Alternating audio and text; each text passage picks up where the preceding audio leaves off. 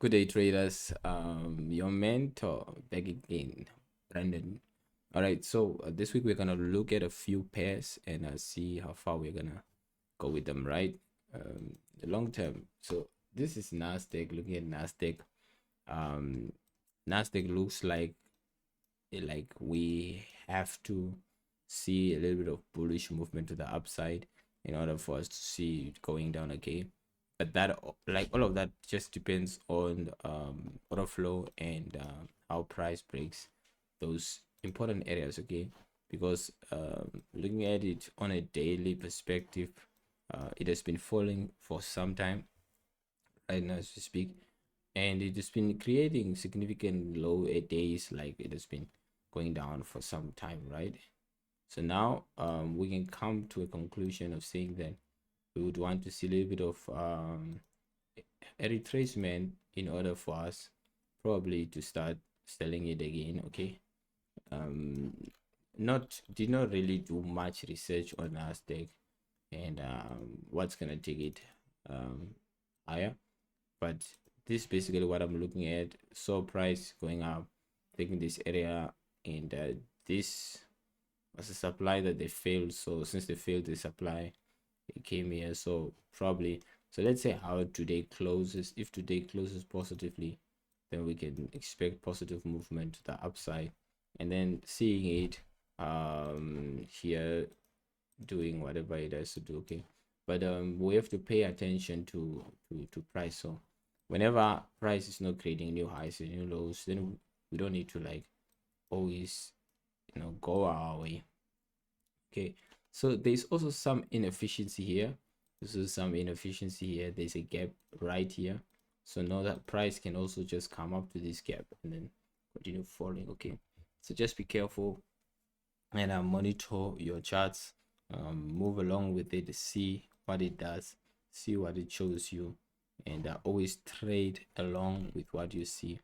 Okay, that's the best thing that you can do as a trader. Okay, to trade along. So today, as we see it right now, price is basically made a high and a low and then violated this high with this. So basically shows that there is a gap in this area, that we might see price coming up to here and then basically up to here. Okay, once this region is broken, then we can see, then we can expect a different story, and a different way of looking at price. Okay, so let's see what happens right there on Nasdaq.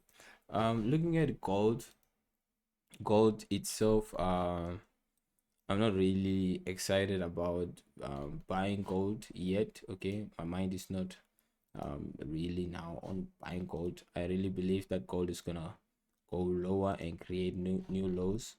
I might be wrong. I might be wrong, and that's just it. So I basically believe that gold is gonna come up to these regions right here. So maybe to the regions of 1902.52. Okay, probably to those regions and even lower. We can even see, you might see that gold will come 1885. Okay, 00. So we can see it coming up to here on basic stuff. But what I would want you to know is actually just for you to be careful when you're trading gold, and don't trade things that you do not study. Like for me personally, I'm a Nasdaq guy, and then there will be some moments that it will feel like it's a toxic relationship. I would enjoy Nasdaq, but then there will be some days I'll just be losing money on Nasdaq. But basically, it's just how it is. Sometimes on Nasdaq we lose, right? But that doesn't mean that we are not trading it. So most of the times I would understand the risk that is involved when I'm trading a specific pair and I'm looking at a specific instrument. Okay, so this is a major supply that has been touched after this break. Okay, and since that area has been broken on gold, I'm seeing, or I'm looking forward to seeing a lower price in gold. Plus we also saw that price went up here and touched this, right? So since that has been touched, we saw price um breaking this low right here, and then going up a little and then failing to break this area, which means now that there is a second supply that has been respected. So I'm really looking forward to seeing lower gold prices. That's what I'm looking for in gold. Okay, so when I was doing my sentimental report and going through sentiments and stuff and checking my sentiments, I um I saw that GBP USD, USD JPY, actually GBP USD, Euro USD short, USD CHF, USD CAD, and USD JPY long. Okay, so that's just sentiment, not analysis. So I do not now analyze the price after that, but that's just sentiment. And exactly as I have seen sentiment today so far, GBP USD has fallen, Euro USD has fallen. Euro USD fell more. USD JPY went up. I did not look at USD CHF, USD Swiss. I did not look at it. Yeah, so USD Swiss also went up, but yeah, USD CHF went up. USD CAD basically did not make that much movement. It did not go up. Okay, so that's just basically at least like 9 out of 10 went up. Okay, so Euro USD, we are looking for lower price, obviously. Like I said before, Euro USD lower price, and this is actually where I've been expecting it. And we took a trade today, where we were selling Euro USD on the signal group. You'd see on the free signal group, I graved the signal. Basically we're selling it here, and we took it all the way down up to here. Okay, so that's basically what happened when we were trading Euro USD. So there's not much news about what we did in Euro USD. Okay, so yeah, we ate Euro USD very well. It was beautiful. USD JPY didn't really trade it, but now it looks like it made a peak. And also one beautiful thing I like about this is that the way that it broke out, okay, shows me a nice retracement that's about to take place. Okay, and then I'm not really a fan of the US pairs. Okay, not really a fan of US pairs, but I would want to see this high taken out. Looking forward to seeing that high being taken out. Okay, Euro USD already gave you of what I'm expecting. At least minimum I want to this area to be touched, right, which is almost there now. So after that has been touched, because we see this change of character. Okay, yeah, so I would want to see price showing me a small retracement. But one thing you have to know about price is it can still continue going up and then only retrace maybe even next week or the week after that.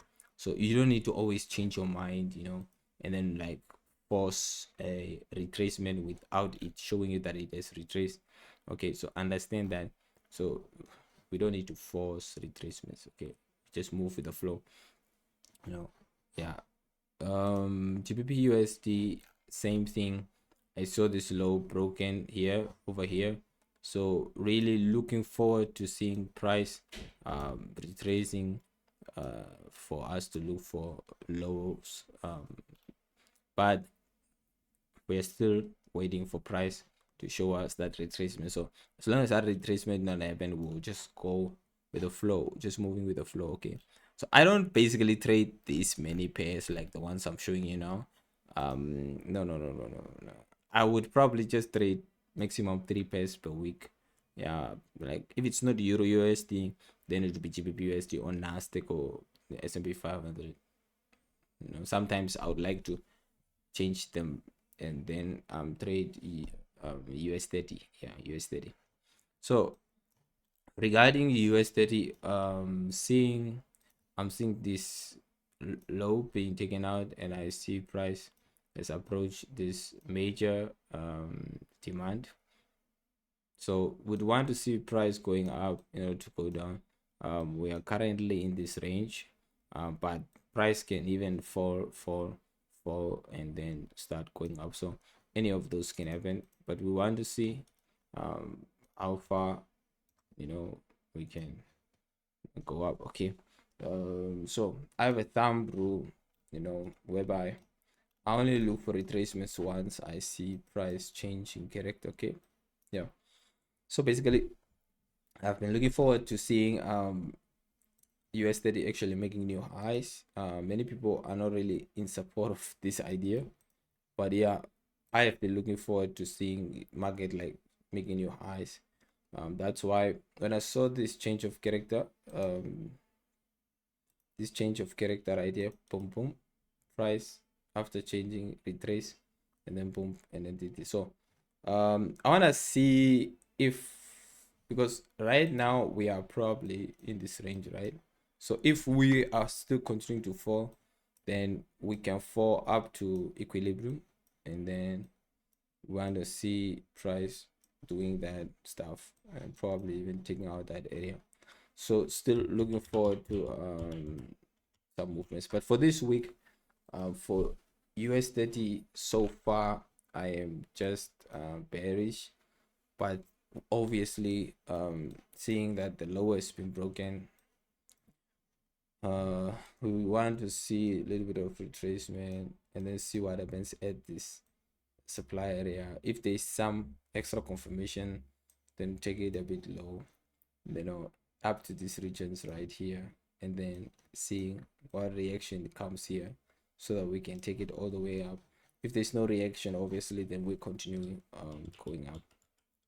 And so basically that's just my whole mindset regarding trading, and also day trading stuff. Yeah, so when I'm day trading, I just come in the morning if I'm trading London pairs, and if I'm trading like things like USD, then I would come in the morning. But if I'm trading things like Nasdaq, then basically what I do is I just show up, you know, at the New York session. So basically, why would anyone not want to be looking for this to buy? Because you see this lowest be broken. So obviously this is normal stuff. That price has broken that low, and now it has to at least retrace and get some wind for it to continue falling. Okay, so this the current area that we are measuring in, and this would be the best selling area right here. Perfect selling area, but let's see. Yeah, so would be focused on that, but also at the back of my head, I'm also watching the 15-minute, and I'm also watching the activity of the 15-minute. I'm not forcing trades, I'm not forcing reactions, I'm not forcing anything on the market. I'm actually waiting for the market to show me confirmation, right? Yeah, so basically, all right. So I asked the question on the group today. I asked the people, do you think that Nasdaq is gonna sell? And everyone was like, yes. So people were selling Nasdaq. So I dropped a chart whereby I drew a POI on Nasdaq, all right?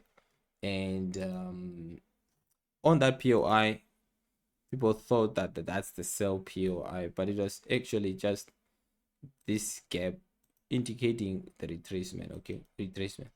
So that gap that I gave on the signal, everyone was like selling up to here, which was just a retracement, because you saw here price broke this high, which already shows us a change of character for us to go all the way up. So basically that's that. So now would be looking to see if price can take out this high. Once this high has been taken out, then we can start refocusing and restructuring on some retracements in the market. Okay, then we'd be start looking for some retracements to cover this inefficiency. We'd want to see how far it will go into the inefficiency. So we'd want to see basically what happens here.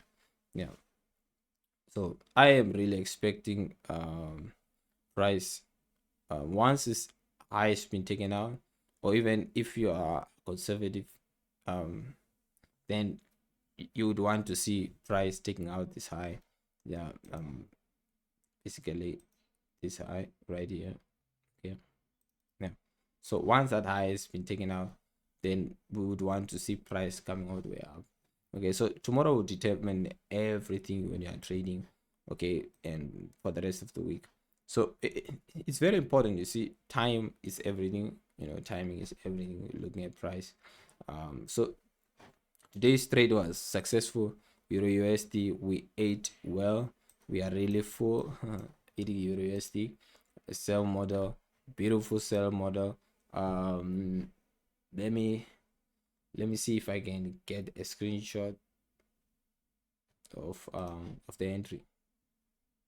Yeah, so on this small account that I was trading, you would see basically I put in 300 ZAR and made like 1,000, which is very poor. Obviously, I can make like around 5,000 or even 4,000 if the market falls well. Okay, so yeah, did not really go that bad. It is not that bad.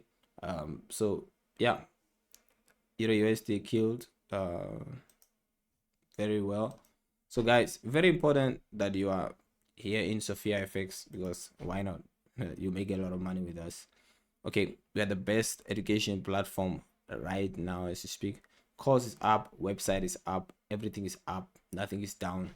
Okay, so hope you guys enjoyed this video. Hope you're gonna make money, and see you again on the next market review. Yeah.